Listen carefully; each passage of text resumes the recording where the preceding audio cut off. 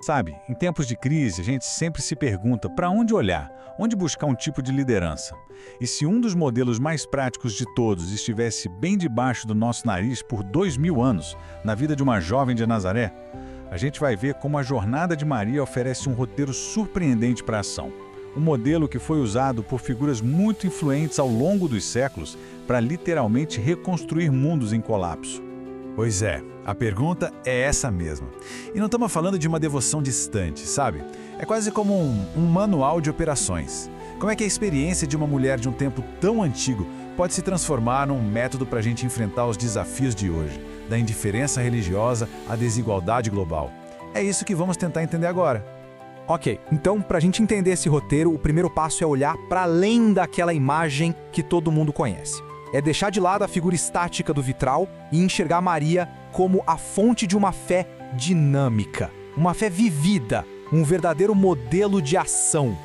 E aqui, essa imagem meio que se quebra para revelar a ideia principal, um projeto de ação.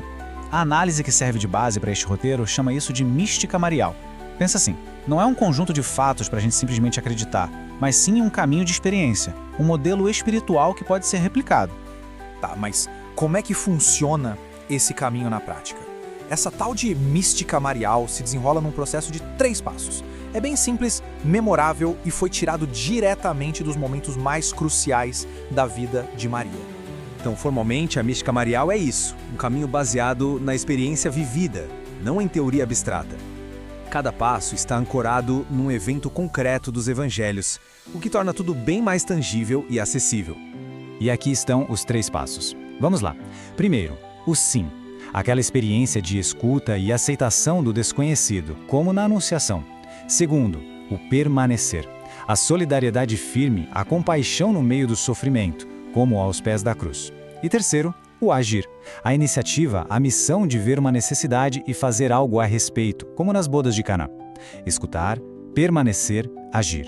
É um ciclo completo, percebe? De fé em ação. Olha, essa frase aqui é a cara do terceiro passo, o agir. Não é um conselho passivo, de jeito nenhum. É um comando para a ação. Maria percebe um problema, o vinho acabou, e ela capacita os outros a agir. É a essência do serviço proativo. Ok, mas tudo isso é a teoria, certo? Como é que esse modelo funciona na prática? Para ver isso, vamos fazer uma viagem no tempo. Vamos lá para a França do final do século XVIII, um lugar de puro caos social e espiritual, onde um padre usou exatamente esse caminho de 3 passos numa missão de reconstrução. Imagina o cenário. França, finalzinho do século XVIII. A Revolução Francesa tinha virado tudo de cabeça para baixo. A fé estava sendo bombardeada pelo racionalismo, a indiferença religiosa era enorme e a sociedade estava basicamente se desintegrando. Era esse o mundo que o padre Gione Joseph Chaminade encontrou.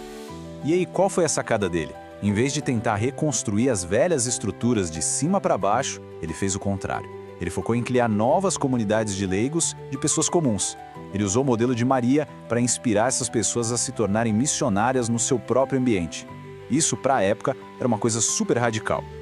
E é aqui que a conexão fica assim, cristalina. O método Chaminade era conhecer, amar e servir.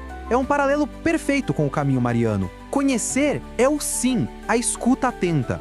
Amar é o permanecer, a compaixão solidária. E servir é o agir, a ação concreta. Ele pegou o mesmíssimo modelo e traduziu para a crise da sua época. Beleza. Agora, vamos dar um salto direto para os nossos dias. Como é que esse mesmo caminho pode ser aplicado hoje?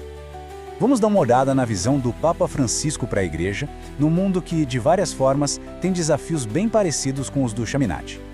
A coisa fica muito clara quando a gente compara os desafios. Chaminade lidou com o secularismo e o colapso social pós-revolução. Hoje, o Papa Francisco fala da indiferença global e de uma cultura do descarte. Os contextos são outros, claro, mas o problema de fundo, uma sociedade que perdeu seu rumo moral e espiritual, é incrivelmente parecido.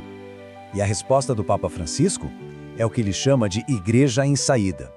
É a visão de uma igreja que não fica esperando as pessoas virem até ela, mas que vai ao encontro delas, especialmente daquelas que estão nas margens da sociedade, nas tais periferias existenciais. É uma igreja de ação, de misericórdia e de engajamento. E tem uma frase dele que, olha, resume tudo.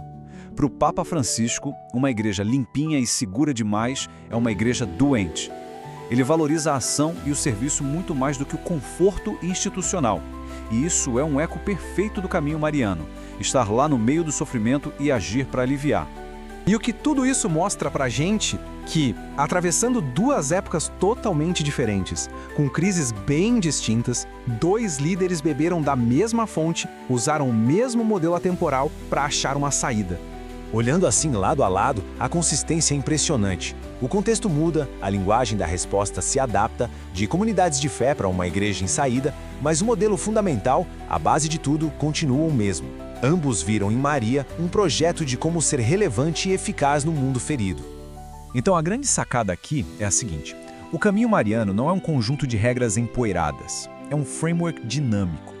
É como se fosse uma lente para ver o mundo, um coração para sentir o sofrimento e um guia para agir de um jeito que faça sentido. Uma tradição viva que se adapta a qualquer crise. O que leva a gente a uma última pergunta, né? Se um modelo de 2000 anos de idade oferece um roteiro tão poderoso assim, que outros projetos de sabedoria e compaixão podem estar por aí, meio escondidos nas nossas tradições, só esperando para serem redescobertos e aplicados aos desafios de hoje?